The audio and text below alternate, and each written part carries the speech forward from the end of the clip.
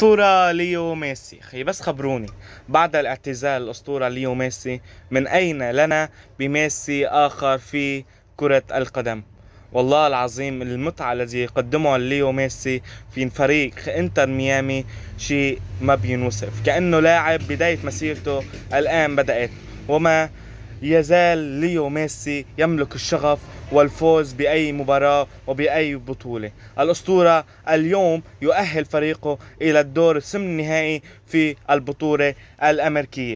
الأسطورة اليوم سجل الهدف الأول بالطريقة المعتادة بالصناعة جوردي ألبا، وسجل ركلة حرة في الدقيقة 84، وقاد انتر ميامي للعودة من بعيد والتأهل من ركلات الترجيح. الهدف السابع للأسطورة ليو ميسي في الرابع مبارياته بس مع الفريق الجديد في انتر ميامي.